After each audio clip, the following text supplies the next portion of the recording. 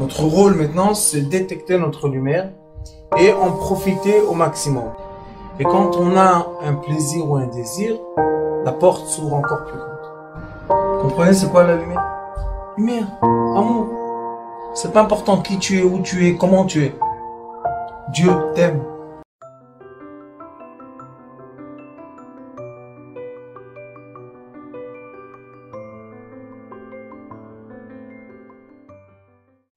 Bonsoir à tous et à toutes. On va traiter un sujet pendant les semaines de vacances qui est un sujet très très important, surtout de nos jours. C'est le sujet de l'imagination et la réalité. Très grand sujet, très important, qui a un impact direct sur la santé de l'être humain et surtout sur la santé mentale de l'être humain qui n'est pas moins importante que la santé physique. L'être humain est composé vraiment, vraiment comme un ordinateur. Nous avons des éléments capteurs, ça veut dire nous avons des éléments qui captent des messages. Ça s'appelle les neurotransmetteurs. Les neurotransmetteurs sont sur la peau le toucher, sur la langue le goût, dans le nez l'odorat, dans les oreilles l'audio et dans les yeux la vue. Nous avons 5 sens. C'est pas pour rien que nous avons 5 sens physiques, c'est parce que l'âme d'un être humain est composée de 5 parties. Le nefesh, qui est la vitalité dans le corps, le ruach, qui est l'esprit dans le cœur, l'âme, la neshama, qui est dans le cerveau, la chaya, c'est la vitalité spirituelle qui nous entoure, et la yechida, c'est l'union totale. C'est pas pour rien que nous avons 5 doigts dans les mains. C'est pas pour rien que le nom, la lettre qui représente notre monde, d'après l'étude de la Kabbalah, c'est la lettre Hey. Et cette lettre-là, c'est la 5e lettre de l'alphabet hébraïque. Et on peut faire encore et encore et encore et encore et encore beaucoup de relativité et montrer les traits parallèles de la création. C'est une chose très intéressante. Nous avons de 1 à 9 énormément de choses qui se ressemblent et qui sont liées les uns aux autres. Après avoir compris que nous avons des récepteurs qui s'appellent des neurotransmetteurs, les messages qui ont été captés par les 5 sens, ces messages-là vont être transformés dans le système nerveux en messages électrochimiques. Le changement chimique change le potentiel électrique et en effet, notre cerveau reçoit par la natte des nerfs des messages électrochimiques. C'est ce qu'on a, c'est ce qu'on teste dans le cerveau. Quand on teste un cerveau, on teste quoi? EEMG, c'est quoi? C'est la conduction électrochimique du système nerveux. Ça, c'est une chose. Mais après que notre cerveau a reçu des informations, maintenant nous avons le cerveau même qui s'appelle dans l'ordinateur CPU, Control Process Unit. C'est l'unité qui fait le processing de quoi? Des informations qui ont été captées. Après cela, nous avons ce qu'on appelle l'écran ou le haut-parleur ou le robot ou tout ce que vous voulez, qui est quoi? Qui est le résultat de l'addition des informations qui ont été captées. Donc, on va avoir la mimique, on va avoir le mouvement des muscles, on va avoir plein de choses qui vont exprimer à l'extérieur et à l'intérieur de nous ce que notre cerveau a additionné comme information qu'il a reçue. Et comme ce que je vous dis ne détend pas seulement des informations électrochimiques, pourquoi? Parce que dans notre système nerveux, nous avons des éléments très importants qui s'appellent les synapses. Et les synapses, ce sont des connexions entre une partie des informations nerveuses et une autre. Et ces connexions-là ont 2 degrés de connexion. Il y a un degré qui est le liquide électrochimique qui passe avec les informations. Et nous avons une deuxième chose qui s'appelle l'influence spirituelle de l'information qui passe. Ce que je vous dis, c'est l'anatomie pure du corps humain. Donc déjà,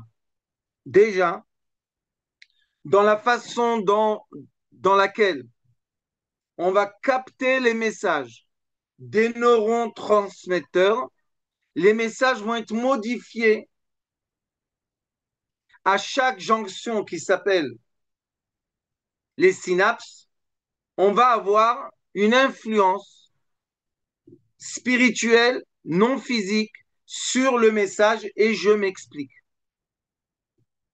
Si maintenant, je suis parti, j'ai été invité à un restaurant, très bien, ma femme, ma famille, mes amis, un restaurant, on est très content, tout le monde est très content. Et sans aucun rapport avec le restaurant et mon anniversaire, j'ai une personne que je ne supporte pas. Personnellement, j'ai un problème avec cette personne.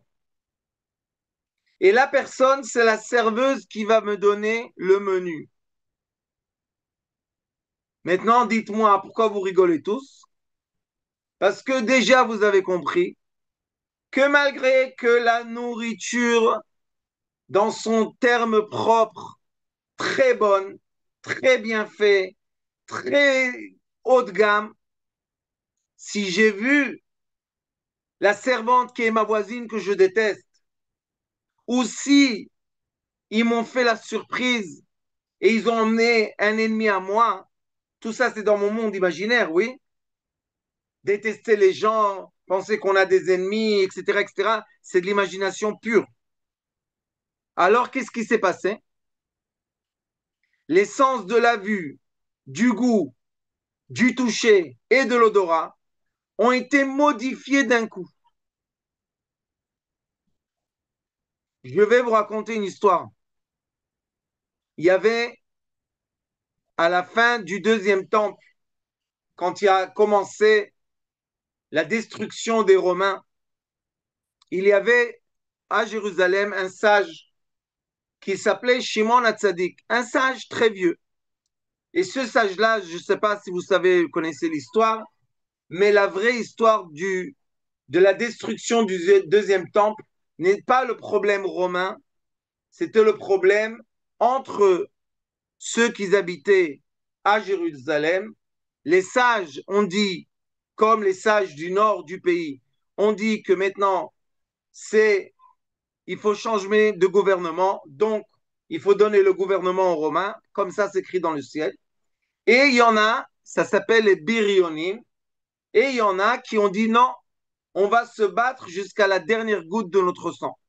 Et ceux qui ont brûlé toute la nourriture, tout le vin, ils ont bouché toute l'eau pour emmener les gens à la famine pour se battre jusqu'au sang. Donc vous voyez que c'est une imagination. Alors il y avait dans cette période un sage qui s'appelait Shimon Hatzadik. Et ce Shimon Hatzadik là, qu'est-ce qu'il a dit? Il a été déguisé en mort. Et avant de mourir, il a fait un vœu qu'on l'enterre à l'extérieur des murs de Jérusalem. Alors, les Birionim, les méchants de la période, les voyous, qu'est-ce qu'ils ont fait? Ils ne pouvaient pas résister à ça, ils avaient peur. Quand même, la mort, personne ne joue avec la mort. Ils l'ont laissé sortir. Et il est parti voir le César de Rome, qui était à l'extérieur de Jérusalem. Et il a été pour faire la guerre. Et il est rentré et il a attendu. Et quand il est rentré, il lui a dit, bienvenue, monsieur le César. Je ne sais pas si vous savez, mais à Rome, il y avait des lois très strictes. On ne peut pas appeler un César celui qui n'est pas. Il y en a seulement un. Et le César était encore vivant en Rome. Alors le César lui a dit, tu es condamné à mort. Il lui a dit, attends quelques minutes, l'envoyé viendra te dire que le César est mort et tu as été nommé César. Et en vrai, quelques minutes après, est rentré un envoyé de Rome pour lui annoncer que le César à Rome est mort et lui a été nommé le César. Qu'est-ce qui s'est passé? Ses jambes, son corps a enflé du nouveau César. Il a pris de l'ampleur. Sachez que quand on se sent bien, quand on est heureux, quand on est amoureux, quand on gagne, on prend de l'ampleur. C'est une réalité qui dépend de quoi? De l'imagination. Je pense qu'on m'aime, je prends de l'ampleur. Je pense qu'on me déteste, je maigris. Alors le César ne pouvait pas enlever ses chaussures parce qu'ils lui ont serré, les lacets l'ont serré. Alors il a dit, qu'est-ce que tu m'as fait de la magie noire? Je ne peux pas enlever mes chaussures. Il lui a dit, tu veux enlever tes chaussures? Il dit oui. Il lui a dit, emmène ici un ennemi à toi. Le César, ils ont appelé quelqu'un qui détestait. Quand il a vu, hop, son corps s'est rétréci. Oui. Et il a enlevé les chaussures. Alors, le sage qui lui a fait tellement de miracles, il lui a dit, le César, le nouveau, il lui a dit, je te dois ta volonté. Dis-moi qu'est-ce que tu veux. Alors il lui a dit, fais-moi plaisir, préserve la Torah d'Israël, garde Yavne, c'est un endroit en Israël, et les sages de Yavne. Et en vrai, ça s'est passé comme ça, que les Romains n'ont pas touché les sages de Yavne. Yavne, c'est une ville en Israël. Et c'est eux qui ont fait la continuation de la Torah orale. Baruch Hashem qu'elle est là jusqu'à nos jours. On voit que le César, qui n'était pas un César, qui a été nommé César, il y a eu un effet physique immédiat de l'imagination. Pourquoi je vous dis de l'imagination? Parce que celui qui est venu en cheval et lui a annoncé qu'il est un César, je vous pose une question logique. Peut-être c'est un espion, peut-être c'est du cinéma, peut-être c'est sa femme qui lui a fait une surprise. Comment tout de suite il a réagi? La réponse est qu'il voulait être César. Mais imaginez-vous quelqu'un qui était dans les rangs de l'armée. Vous savez, un soldat simple, que le même messager serait venu de Rome pour lui dire, tu as été nommé César. Qu'est-ce qu'il aurait fait? Qu'est-ce qu'il aurait fait? Il serait dit automatiquement, mais on se moque de moi. Qu'est-ce que c'est ces bêtises? Je suis un soldat simple. Comment je suis devenu César? Je suis même pas un commandant. La vérité qu'on doit se poser, c'est quelle est la différence entre ces deux personnages? Ils ont deux bras, deux jambes, un corps, une tête, une bouche. Ils ont tous la même chose. Alors, quelle est la différence? La différence est dans l'imagination. Sachez ça. Quelle est la différence entre quelqu'un qui va chercher du travail et il va être accepté et quelqu'un qui a un CV beaucoup mieux que lui, qui ne va pas être accepté. Ça arrive tous les jours, mes chers amis. Tous les jours, il y a des gens qui vont vous dire, je suis dégoûté. Comment on a pris à ma place quelqu'un qui est même pas la moitié de moi? Où est la réponse, vous savez? Dans l'imagination. Celui qui est venu avec des pensées positives a créé une attraction qui est quoi? C'est une force qui est invisible. L'attraction n'est pas une force visible. Il a créé un charme et une attraction et on l'a pris au travail. L'autre, il est venu avec son CV 20 sur 20, Polytechnique, tout ce que vous voulez, mais de l'arrogance, de l'orgueil, toutes les énergies qu'il ne faut pas quand on veut être accepté au travail. Donc, qu'est-ce qu'il a fait avec son imagination? Il a dégradé les gens qu'il a été voir. Je suis obligé de vous raconter quelque chose. Malheureusement, moi aussi, comme les êtres humains, je faute. C'est ma vie, comme nous tous. Et j'avais une période dans la vie que je développais énormément de technologie. Mais quand je vous dis énormément, ma tête, elle n'arrêtait pas, elle n'arrêtait pas, elle n'arrêtait pas. Baruch Hashem, aujourd'hui, qu'on développe la thérapie lumière. Mais j'étais comme ça. Et une fois, on m'a appelé dans une compagnie très connue de défense pour que je les aide dans un appareil. Bon, c'était pas un appareil de défense, c'était un appareil pour les, je sais pas si vous connaissez les serviettes qui se nettoient toutes seules et qui se sèchent tout seules.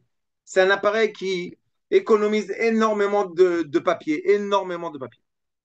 Avec mon orgueil bête et mon imagination trop développée, on m'a montré l'appareil et comme avec un coup de magie, je leur ai dit, je me rappelais jusqu'à maintenant, combien de roues il y a dans l'appareil.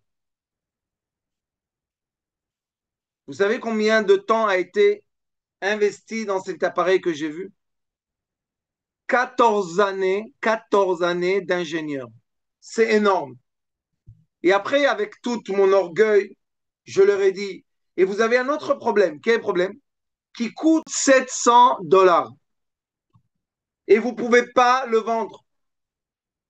Ils étaient sous le choc. Je me suis dit, ah, c'était un projet juste pour que vous compreniez un peu les chiffres. 5 millions de dollars. C'est beau, non? Alors, je leur ai dit, vous avez besoin d'un appareil qui vous coûte 70 $ à la production.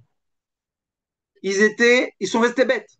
Et comme l'orgueil vous déforme tout le cerveau, alors je leur ai dit, vous voulez la solution? Oui. Qu'est-ce qu'ils veulent? Oui. Je leur ai dit, donnez-moi du papier, un stylo, mettez-moi dans une chambre. Dans une demi-heure, vous avez l'appareil, tout programmé. Ils étaient sous le choc, les pauvres. Des ingénieurs, imaginez-vous, de très, très haute qualité en Israël. Je crois la plus haute qu'il y a. Ils m'ont dit quoi? Je leur ai dit oui, mettez-moi dans une chambre, laissez-moi une demi-heure seul, je vous le fais. Écoutez, c'est pas une histoire que je vous raconte ça pour vous expliquer c'est quoi l'orgueil et l'imagination. Baruch Hashem, Dieu m'a ouvert la porte du cerveau, j'ai programmé un appareil, 70 $ production. Je suis sorti avec les papiers comme ça. Il m'a dit, c'est quoi ça? Je lui ai dit, vous êtes les ingénieurs? Oui. Eh ben, regardez. Tout, tout. Question. Est-ce que d'après les données secs, sans émotion, je devais recevoir le projet ou pas? Sec, propre. Bien sûr que oui, j'ai donné la solution. Il n'y a pas de question. Mais est-ce que j'ai reçu le projet? Vous savez qu'est-ce que j'ai fait? C'était à 3 heures de route de chez moi. En rentrant, vous imaginez un peu quel choc en rentrant Toute la route, j'ai dit à ma femme, explique-moi où j'ai tort. Je veux comprendre.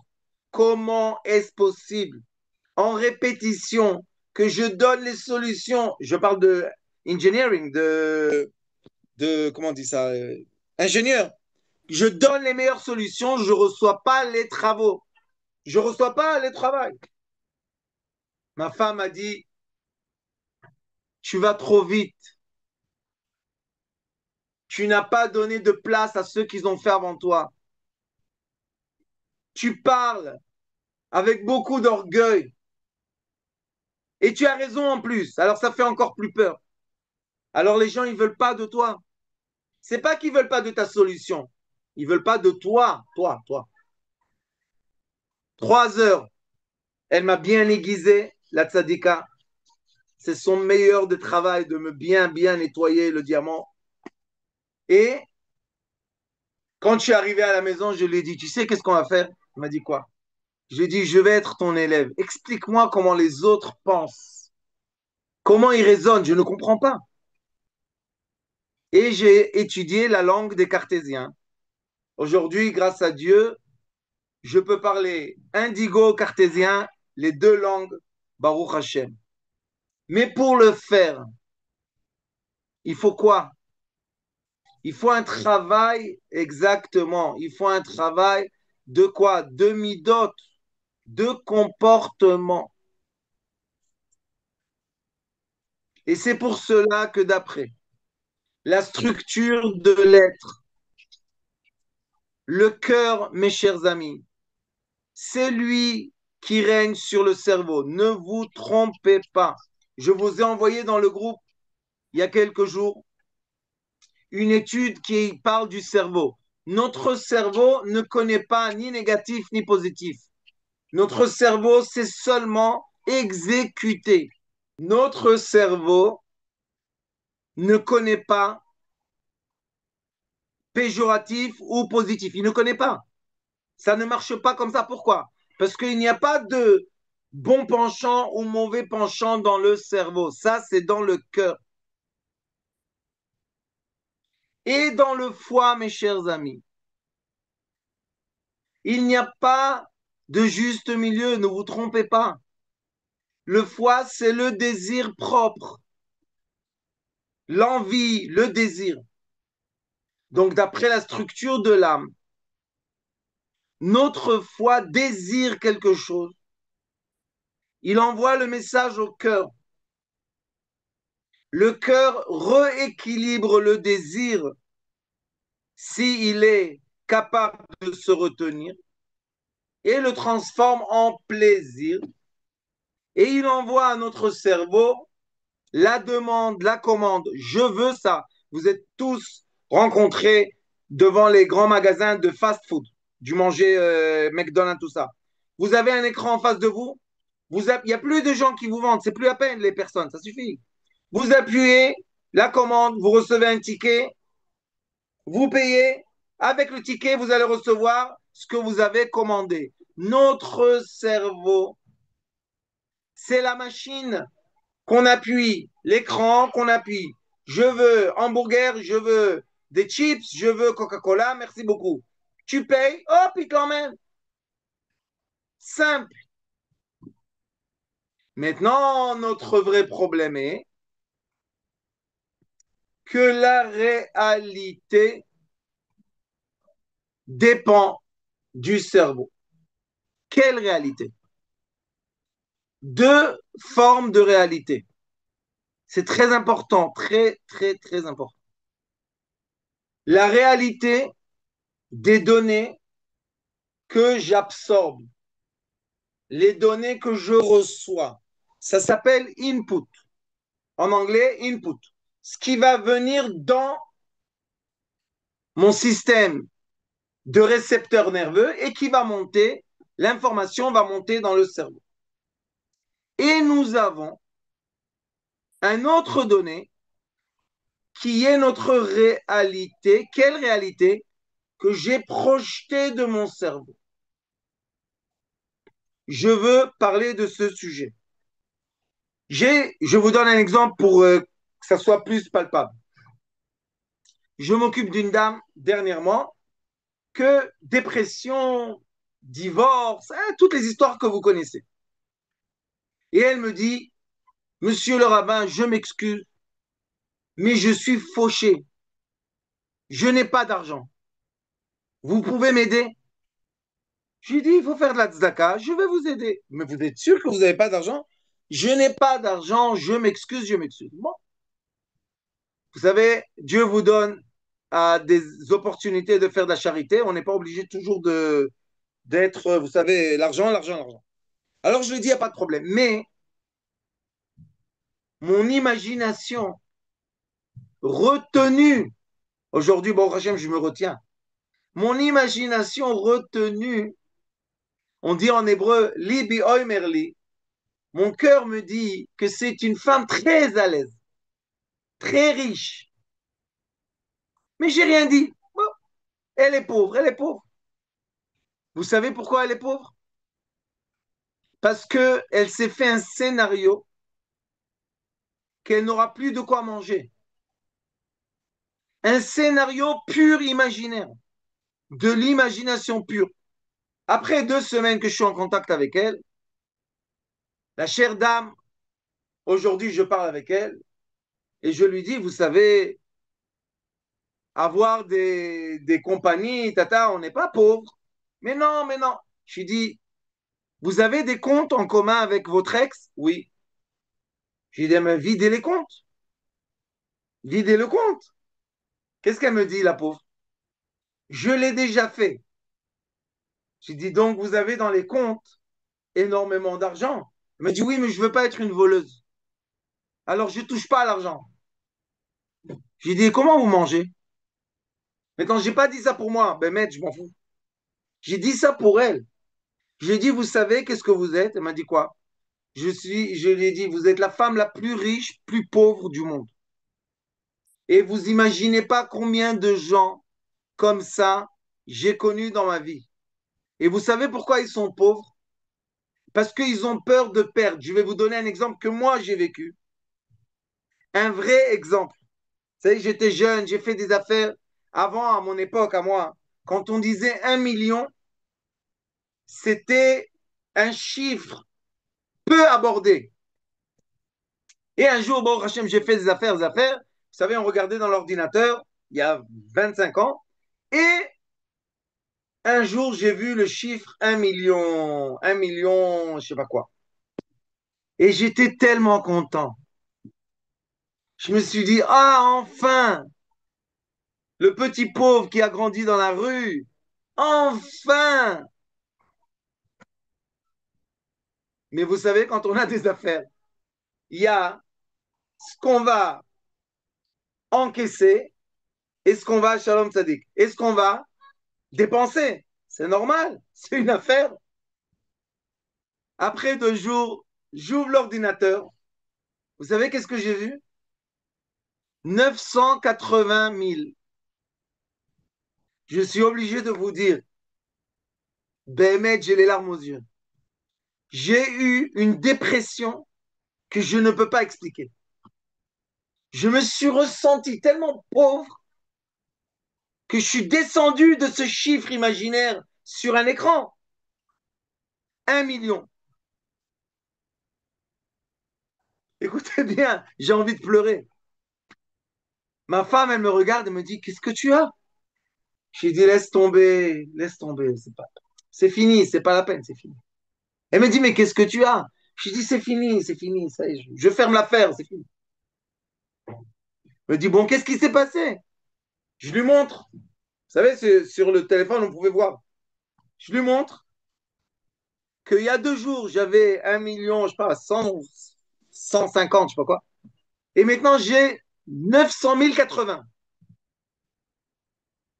Elle me dit, dis-moi, ça ne marche pas dans la tête chez toi? Je dis, pourquoi?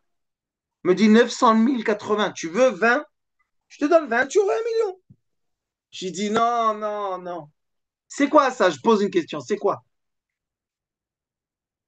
C'est la pauvreté d'où? C'est la pauvreté du chiffre? C'est la pauvreté de l'imagination. C'est la pauvreté de quoi? de la perception. C'est une pauvreté. Vous savez combien de gens seraient très contents d'avoir 100 000, 50 000, 10 000. Moi, à 980 000, j'étais l'homme le plus dépressif et pauvre du monde. Et après quelques années, Akadosh Baruch Hu m'a dit, mon fils, tu comprends pas. Je vais t'expliquer. Qu'est-ce qu'il y a, Hachem? Qu'est-ce que tu veux m'expliquer? Un jour, un mercredi, tout effacé. Vous savez, ça veut dire quoi, tout effacé? Mon associé, il a décidé tout fermer. J'avais plus, Bémet, j'avais plus rien. Rien, quand je vous dis rien, rien. Mais vous allez rigoler. J'étais l'homme le plus heureux du monde. Je suis rentré à la maison, j'ai dit à ma femme, ah, Baruch Hashem. Elle m'a dit, dis-moi, ça va pas la tête?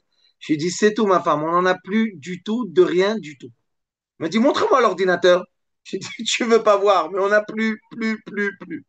À un point que j'avais une belle voiture et je devais la donner à la banque. C'est moi qui ai appelé la banque. Je leur ai dit, la voiture, je viens vous la donner. Il me dit, non, non, tu peux rouler avec, on va venir te la prendre. Je leur ai dit, non, non, non. Je suis parti, écouter une vraie histoire. Je suis parti à Cholon, dans une ville. Je leur ai donné la voiture avec les deux clés. Vous savez, il faut donner deux clés. Je leur ai rendu la voiture et j'ai décidé que je marcherai à pied à la maison. C'est 5, 6 heures peut-être marcher à pied. J'ai dit, je marche à pied. Dieu, tu veux me déshabiller? Faddal, il n'y a pas de problème. Je me déshabille. Je marche. Tout d'un coup, une belle grosse voiture s'arrête à côté de moi. Klaxon. Je me retourne. Qui c'était? Un élève à moi. Il m'a dit, Rav, pourquoi tu marches comme ça? Il fait chaud dans la rue. J'ai dit, j'ai tout perdu. Je suis content. Il m'a dit, laisse-moi te prendre à la maison. Question. Question. Dans la réalité mesurable, est-ce que je pouvais rentrer dans une belle voiture air conditionnée et retourner chez moi? Oui. Où était le débat? Dans le cerveau? Non. Là, il était le débat là. L'orgueil, l'humilité, l'acceptation, me battre. Pourquoi Hachem, tu m'as fait ça? Ah oui, j'accepte. Ouh, quel balagan dans ma tête. Un champ de bataille. Vous savez qu'est-ce que j'ai fait? J'ai dit, comme le mauvais penchant, il me fait la guerre maintenant de l'orgueil. Alors j'ai dit à ce monsieur, parce que je suis obligé de faire une parenthèse, quand les gens sont nés généreux, leur pire des épreuves, c'est quoi? Accepter de recevoir. Sachez que c'est une épreuve, tu préfères mourir que de recevoir. Le Talmud dit que le pauvre ne meurt pas parce qu'il n'y a pas de quoi manger. Vous savez combien de manger il y a dans les poubelles et dans les restaurants tous les jours? Le pauvre, il meurt parce qu'il a honte. Et je peux vous dire que c'est vrai.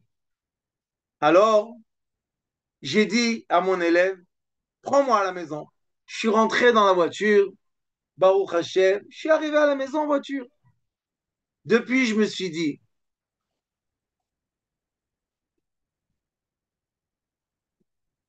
équilibre-les parce que sinon ta vie,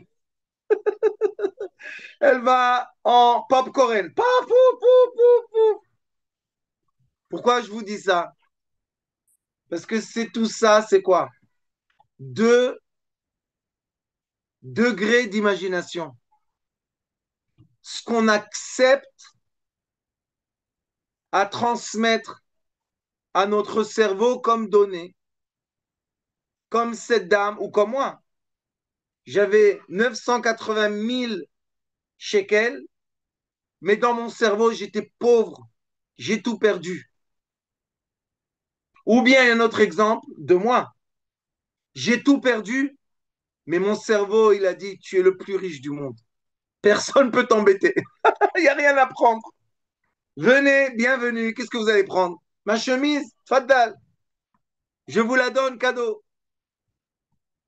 Deux états extrêmes d'une réalité. Dans le même cerveau, deux cas complètement à l'envers. Ça veut dire quoi? Ça veut dire que nous vivons vraiment, chacun de nous, l'imagination. On ne vit pas une réalité que comme on essaye de nous persuader, le monde dans lequel on vit, nous sommes sous un royaume qui s'appelle l'idolâtrie technologique. Pourquoi je vous dis l'idolâtrie technologique? Parce qu'il nous montre à travers des technologies des données exactes, mais nous à l'intérieur, ils ne rentrent pas de la même façon. Je vais vous donner encore un exemple très important. Vous savez qu'il y a de plus en plus de gens qui gagnent de l'argent de chez eux, ils travaillent avec la bourse. Il y a beaucoup de gens comme ça. Et vous savez, les gens qui travaillent avec la bourse, ceux qui gagnent et ceux qui perdent, c'est pas à cause du mouvement de la bourse. Pas du tout, du tout, du tout. Parlez avec les gens qui travaillent, des brokers, ils vont vous dire. Quand c'est l'argent des autres, mais quand c'est leur argent, vous savez qu'est-ce qui les fait perdre? L'orgueil, les émotions. J'ai mal réfléchi, je me suis pas bien positionné, plein de choses. Et j'ai un monsieur que je l'aide maintenant avec ça parce que c'est comme ça qu'il gagne de l'argent. Et il m'a dit, Rav, je ne sais pas pourquoi, mais quand je commence à perdre, c'est comme une boule de neige. Je peux cramer mon compte. Vous savez ce que je lui ai dit de faire? Je lui ai expliqué que tout ça, c'est les sentiments qui règnent sur le cerveau. Il a compris, bon. Vous savez ce que je lui ai dit de faire? Tu vas t'entraîner à perdre. Il m'a dit, c'est quoi s'entraîner à perdre? Je lui ai dit, tu vas mettre, vous savez, ils mettent la barre basse et la barre en haut. C'est normal, c'est comme ça. Je lui ai dit, dès que tu touches la barre en bas, tu t'arrêtes. Il m'a dit quoi? Je lui ai dit, entraînement. Maintenant, tu as une semaine. Au lieu de t'entraîner de gagner de l'argent, entraîne-toi de t'arrêter de perdre. Chaque fois que l'action touche la barre en bas que tu as mis, sors du jeu. Je vous pose une question. Est-ce que cette semaine-là, il a perdu ou il a gagné? Il a gagné. Il a bien gagné. Il a mieux gagné. Mahon. Qu'est-ce que j'ai fait? J'aurais pu lui dire, tu me donnes 10% de tout ce que tu gagnes. Qu'est-ce que j'ai fait, vous savez? J'ai travaillé avec la structure de l'âme. Son problème, c'est pas le cerveau, parce qu'aujourd'hui, l'intelligence artificielle, elle vous fait les traits, elle vous fait presque tout ce que vous voulez. Alors, pourquoi pas tout le monde gagne de l'argent, puisque l'intelligence artificielle peut investir pour vous. Ce que je ressens, ce que ça me fait, et vous savez que d'après la Torah de la Kabbalah, comment s'appelle l'argent? Damim. L'argent s'appelle damim. Damim, c'est le sang. Et c'est pour ça qu'on dit qu'un pauvre, c'est comme un mort. Quel pauvre? Celui qui a la référence entre ce que j'ai et qui je suis. Aucun rapport. Si tu as ou si tu as pas, c'est une question de porte-monnaie. C'est une question de... Quel est le rapport? Et le riche, il se prend pour le roi du monde parce qu'il croit qu'il a pour l'éternité. Croyez-moi, j'ai perdu 30 millions un jour. C'est beaucoup d'argent. Et il y a des gens qui se suicident quand ils perdent comme ça. Mais non, au contraire, j'ai commencé ma vie. Ça veut dire quoi? Ça veut dire que nous vivons à travers l'imagination. Et imagination en hébreu, ça s'appelle dimayon. Dimayon, on appelle l'imagination dimayon. Et dans le mot dimayon, il y a le mot d'âme, le sang. Notre sang, je ne sais pas si vous savez, mais il a la mission de conduire dans notre corps physique l'oxygène et le dioxyde de carbone. L'oxygène, la lumière, comme vous savez bien déjà tous, l'oxygène en hébreu, avir, or, yud, la lumière, l'information est conduite à travers le sang. Donc si je pense, si je ressens que je suis mort parce que j'ai perdu, qu'est-ce qui va faire mon corps maintenant? La cellule va se nourrir d'une molécule O2 d'oxygène destructif. C'est pour ça qu'on appelle ça l'autodestruction. Qui a déformé l'information? Qui? L'imagination. Et c'est pour ça que aussi l'imagination est du mot imaginaire, image. Et les sages disent que on crée notre réalité. 80% dépend de quoi? De l'image, de la vue. Et comme 80% dépend de la vue, les sages disent qu'un aveugle est considéré comme un mort. Pourquoi? Parce qu'il ne voit pas. Donc 80% de l'image normale, je parle des êtres normaux, il ne l'a pas. Il va avoir l'audio plus fort que nous. Il va avoir l'odorat plus fort. Mais l'imagination, il ne l'a pas. Qui crée l'image? Qui dessine l'image? Qui vous montre l'image des fois en bleu, en blanc et noir, et des fois elle va vous montrer l'image en couleur? Qui fait ça? C'est qui cet instrument? On va tous dire lui, mais la vérité est lui. Quand on est en dépression, qu'est-ce qu'on fait, vous savez? On n'aime pas la couleur. On rentre dans la chambre, on ferme les persiennes et la lumière, et on veut rester dans le noir. Pourquoi? Pourquoi tu sors pas? Tu vas voir la nature. Pourquoi? Pourquoi tu t'enfermes? Qui a dit au cerveau, enferme-moi dans une boîte noire? Le cerveau? Non. C'est mes sentiments. J'ai été trahi, j'ai tout perdu, j'ai pas réussi, j'ai échoué, j'ai peur, je suis menacé, j'ai fait ça. Toutes les pensées négatives, les pensées du cœur, pas les pensées du cerveau. Toutes les sensations négatives vont dire au cerveau, mets-moi dans l'état le plus proche de la mort que tu es capable. Et c'est pour ça que le cerveau, qui règne sur nos deux systèmes nerveux, qui sont le sympathique négatif et le parasympathique positif. Le système sympathique, vous savez qu'est-ce qu'il fait? Il contracte tout. Et le système parasympathique, il libère tout. On a besoin de deux pour respirer, pour vivre. Mais quand on a trop de négativité sentimentale, notre cerveau va commencer à quoi? À ignorer le bien de notre réalité. Et il va nous montrer tout le temps seulement une chose. Capte la négativité, projette le négatif. Capte du négatif, projette du négatif. C'est affreux ce que je vous dis, mais c'est la vérité. Imaginez-vous, vous êtes dans un embouteillage. Moi, quand je conduisais, une de mes écoles que j'aimais le plus, c'était les embouteillages. Dans l'embouteillage, tu as toutes les raisons pour rien faire. Tout le monde te pardonne. Je suis dans un embouteillage. Ah, ok. Bon, alors qu'est-ce qu'on fait? On entend la radio qui nous casse la tête? Non.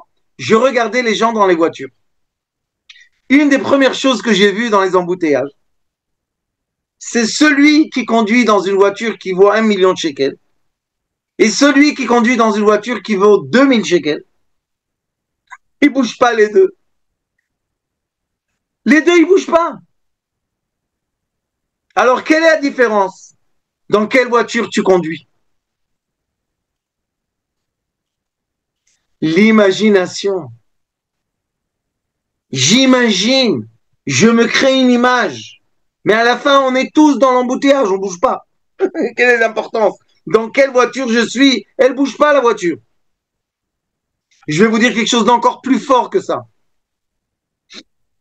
Vous savez, j'espère que vous connaissez ça, c'est très simple à le faire. Vous savez que quand on a très, très, très, très chaud, on peut se mettre à l'ombre.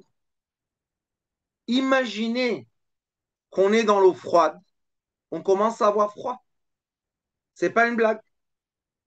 Et vous savez que quand on est dans un froid qui nous glace, qui nous paralyse, on peut imaginer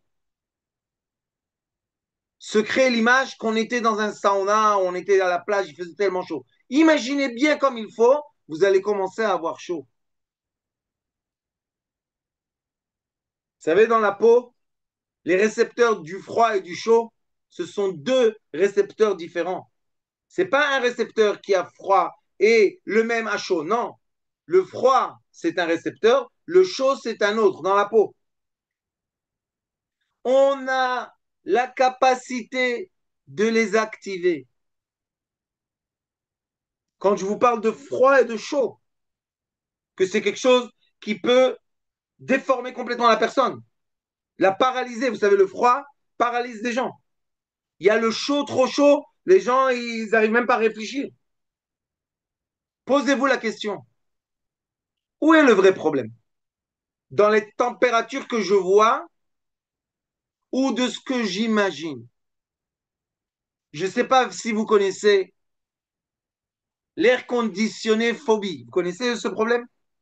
Il y a des gens que quand ils rentrent dans une maison, dans une chambre, ils sont obligés de mettre l'air conditionné. Tu leur montres sur le mur qu'il fait 22 degrés.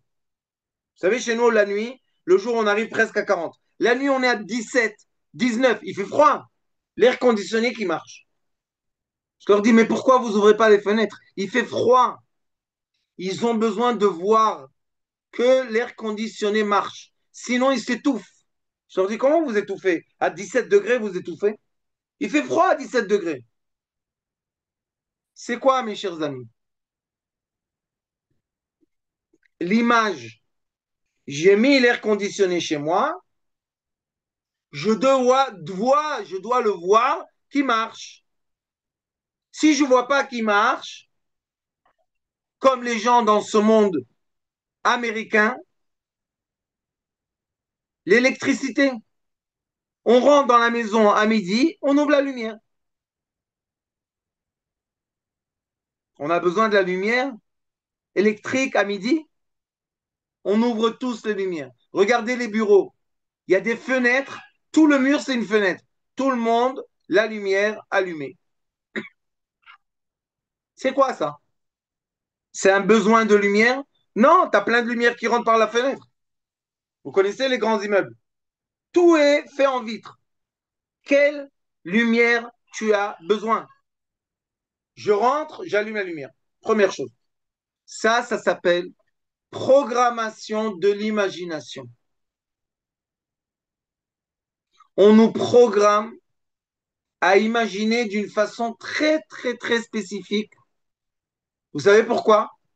Pour consommer et pour faire bouger des économies très spécifiques.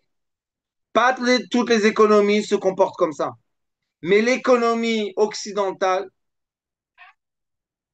qui est l'économie capitaliste, que maintenant en France, tout le monde se révolte. Pourquoi? Pourquoi l'État prend tellement d'argent? Parce qu'ils sont comme nous. Les êtres humains veulent être riches, les États, ils veulent être riches. Les êtres humains veulent du piéton qui rentre dans leur magasin pour acheter, et on leur vend des fois n'importe quoi et tout ce qu'on veut juste pour faire un chiffre d'affaires. Eh bien, les États, ils regardent d'où je peux prendre l'argent, ils prennent. C'est quelque chose d'interdit? Non, c'est l'imagination. Et cette imagination-là, c'est la relation que j'ai entre une image et une autre. Comment je fais l'accord entre l'image de l'extérieur et l'image que je projette à l'extérieur? Parce que la réalité est capté dans mon cerveau à travers une certaine image qui dépend de mes sentiments, on va en parler tout de suite, et j'ai ce que je projette comme image. Je vais vous donner un exemple que vous connaissez tous, j'en parle beaucoup. Quand j'ai décidé d'acheter une voiture, quand je ne savais pas quelle voiture je vais acheter, est-ce que je faisais attention aux voitures? Mais quand un jour j'ai décidé, ah, je veux une XXX, vous savez qu'est-ce qui se passe? Toute la route et toutes les rues sont pleines de cette voiture. Celui qui n'a pas vécu ça, il faut le faire pour comprendre.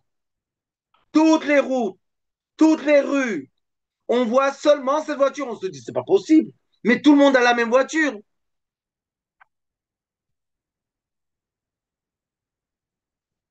On n'a pas tous la même voiture.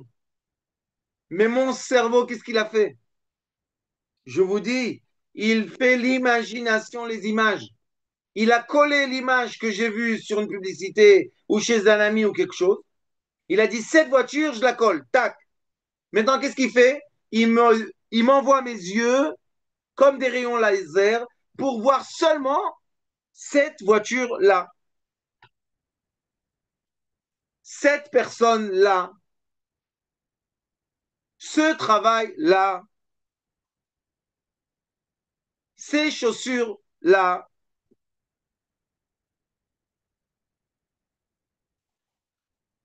Si vous avez bien compris ce que je vous dis aujourd'hui, et on va parler de ça toutes les vacances, parce que c'est très important pour le bien-être.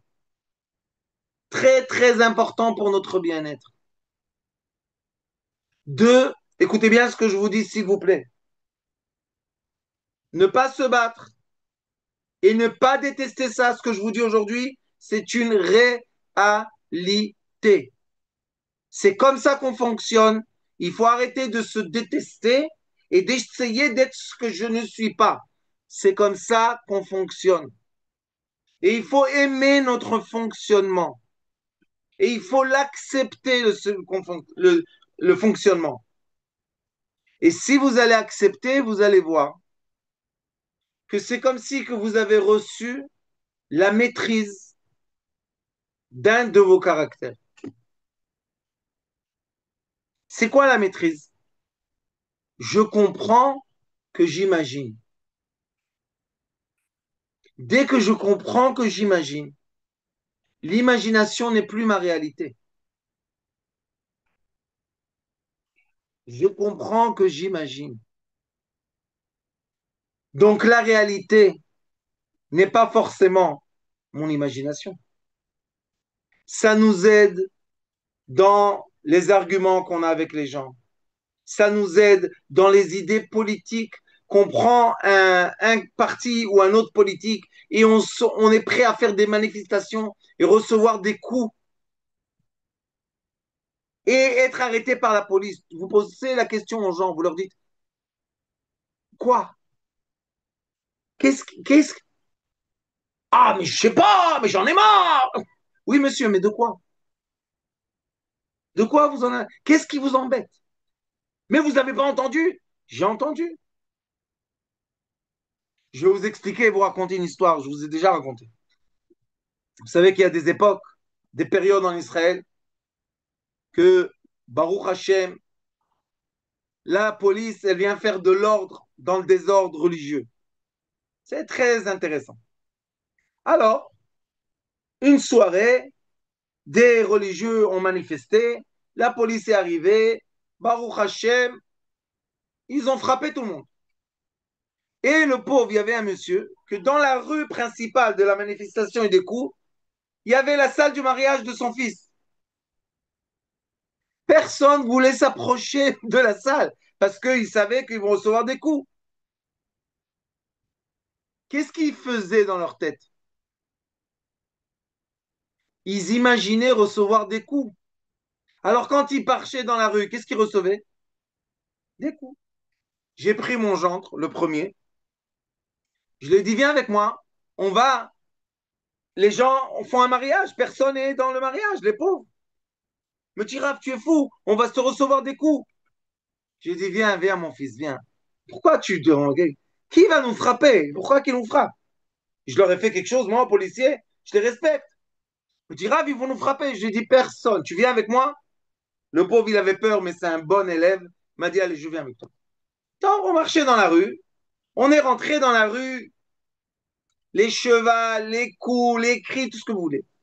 Vous savez qu'est-ce qui s'est passé? Trois policiers sont venus me voir. Ils me disent, mais qu'est-ce que vous faites là? Je leur ai dit, excusez-moi, mais il y a un mariage. Personne vient parce que tout le monde a peur des coups. Je suis venu dire Mazal Tov, danser avec le marié. Ils m'ont dit, ah, vous êtes bien, vous êtes bien. Ils nous ont accompagnés jusqu'à l'entrée de la salle. Merci beaucoup, merci beaucoup. Vous inquiétez pas, hein, vous inquiétez pas. Non, bien sûr. Mon gendre, il me regarde, il me dit, je rêve. Je lui dis, oui, il commence à bien rêver. C'est bien dans la vie de rêver. Et on est rentré dans le mariage. Ils étaient très étonnés. Il y avait presque personne. On a dansé, on a fait la fête. Bon, en ressortant, vous savez qu'est-ce qu'il m'a dit, mon Jean? Il m'a dit, viens, on va par derrière. On va sortir comme ça. Hein. On va aller dans les petites rues. Personne ne va nous frapper. J'ai dit, dis-moi, tu n'as pas vu tout à l'heure? Oui, il m'a dit, mais maintenant, il frappe plus. J'ai dit, viens, viens avec moi. Viens. S'il nous frappe, je reçois moi les coups. On est sorti de la salle. Qu'est-ce qui s'est passé? Encore une fois, je ne crois pas, deux, trois policiers. Ils m'ont dit, monsieur, qu'est-ce que vous faites dans cette rue? Je leur ai dit, je suis sorti du mariage. Voilà, ma maison, elle est à la fin de la rue là-bas. Ah, venez, venez avec nous. Ils nous ont accompagnés. On est parti à la maison. Je veux vous poser une question. On était deux personnes, main dans la main. Une personne a tiré le neutre. J'ai rien fait aux policiers. J'ai pas parlé pas bien. Je me comporte de façon polie. Tout va bien. Mais une autre a attiré quoi? La peur que le policier va le frapper. Vous savez que s'il serait parti tout seul dans la rue, ils l'auront frappé. L'imagination. Et c'est pour ça qu'il y a beaucoup, beaucoup d'ateliers qui enseignent comment la pensée est créative. La pensée n'est pas créative, ne vous trompez pas, c'est des mots. La pensée réalise. Créative, ça veut dire je crée quelque chose de rien. Réaliser veut dire la réalisation en face de moi, je prends les éléments que je veux. Et ça, je peux vous le prouver scientifiquement. Et quand je commence à bien utiliser cette machine magnifique qui s'appelle le corps humain, mon âme spirituelle est heureuse. Mon âme est contente que le véhicule qui va servir cette âme est en paix et en harmonie. Mais quand le véhicule souffre, quand le véhicule est en guerre, quand le véhicule est négatif, l'âme n'est pas contente. Elle s'éloigne du véhicule. Et là, on ressent qu'on est quoi? Qu'on est dans l'obscurité. L'obscurité n'existe pas. D'après la Kabbalah, l'obscurité, c'est quoi? C'est un voile sur la lumière. Qui a mis le voile?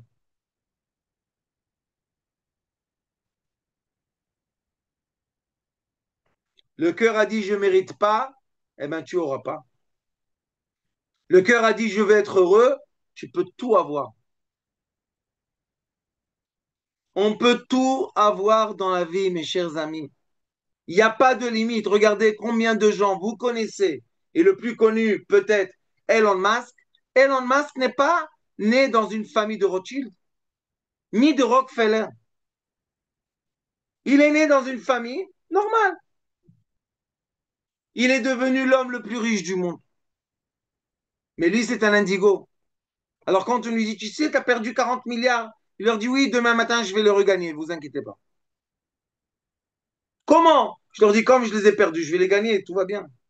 C'est pas ça ma vie. Comment il est arrivé à ça? c'est un homme imaginaire. Il imagine tout le temps. C'est quoi imaginer? Il dit, dans cette réalité, tout est possible. Tout est possible. Et il y en a qu'on les a bien programmés à être les esclaves des crédits, des cartes de crédit, de prendre à la banque et s'endetter toute la journée. Les esclaves ne peuvent plus imaginer. Et comme ils ne peuvent plus imaginer, qu'est-ce qu'ils font? Ils vont servir et ils vont être exploités par les maîtres qui leur disent qu'est-ce qu'ils veulent qu'ils imaginent. C'est incroyable. Incroyable. Je vais vous donner un donné que je vous demande de regarder sur Internet. Vous allez être très surpris. Vous savez depuis quand le cancer est une maladie numéro un du monde qui tue les gens? Pas depuis toujours. Depuis qu'ils font la publicité contre le cancer.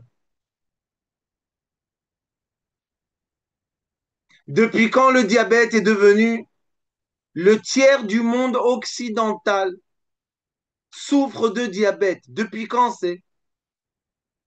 Depuis quand qu'ils ont décidé que le diabète sera une maladie qui va détruire les gens? Mais au même moment, aux mêmes dates, un tiers de la population de ce monde, plus qu'un tiers, mais je veux dire un tiers pour être dans le safe side, ce sont des gens primitifs, on les appelle les enfants, qui n'ont pas de téléphone, qui n'ont pas Internet, qui n'ont pas d'hôpital, qui n'ont pas de policiers, qui n'ont pas d'armée. Et là-bas, il n'y a pas ni cancer, ni diabète, ni infarctus. Comment c'est possible? On est dans les mêmes années, dans le même monde, sur la même terre. Hein? Comment c'est possible? Vous savez que le divorce, vous savez quand est-ce que le divorce est devenu une évidence pour tout le monde? On est tous des enfants de parents divorcés. Dans les années 80, ils ont commencé avec ça parce qu'ils ont vu que ça emmène énormément d'argent. Le processus du divorce, c'est une mine d'or. Alors, ils ont fait, si vous vous rappelez, les films Hollywood, Kramer contre Kramer. Vous vous rappelez de ces films-là?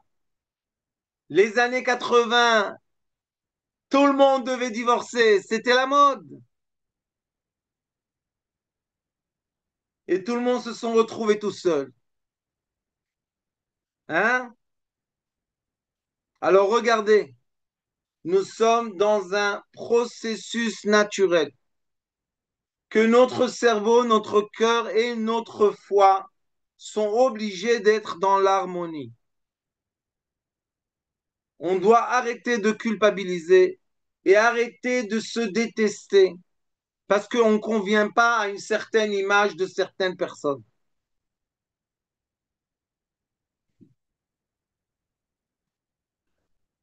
Et quand on se libère de cette phobie, croyez-moi, ne croyez pas, testez-moi. On peut sortir de toutes les maladies, vous savez. Et je suis la preuve. Je suis la preuve que mon bilan, c'est une catastrophe. Je dois être dans les urgences 24 sur 24. Mais je vis et je suis content et tout va bien. Et au contraire, je vis mieux que je vivais avant. Mais tu as le cœur malade. Je leur dis oui, ça c'est de l'imagination. Mon cœur est malade, je ne peux pas. Qu'est-ce que je ne peux pas? Et quand j'étais sain, mon corps était sain, je pouvais tout? Non. Alors maintenant, je ne peux pas tout non plus. Qu'est-ce qu'il y a? Mais il y a des gens avec mon bilan, ils sont dans les hôpitaux, ils attendent de mourir. On attend. Le docteur, il te dit, bon, encore un jour de passé. Sauve-toi de la base, c'est de la folie. On est en train de se tuer. Alors, mes chers amis, regardez-vous dans le miroir aimez-vous, acceptez-vous, prenez-vous dans les bras, bercez-vous. Et comme on aime un bébé, on doit s'aimer soi-même. Et là, notre cerveau commence à être libre, libre et heureux et joyeux. Et la qualité de vie augmente. Je vous remercie beaucoup. Je vous aime beaucoup. Je vous souhaite tous que ces jours, pas tellement, se transforment en jours de joie. Aujourd'hui, Baruch Hashem, c'est le jour de l'année du Ari Akadosh, qui est une des études les plus importantes que j'ai la chance d'avoir d'étudier et d'enseigner. Alors, allumez une bougie, Ari Akadosh, et que sa grande lumière, vous savez c'était quoi la grande lumière du Ari Akadosh? La seule différence entre lui et les autres sages, vous savez c'était quoi? Multi raisonnement. Il pouvait voir et accepter le tout parce qu'il était libre. Et non pas Dieu vous bénisse, je vous aime beaucoup.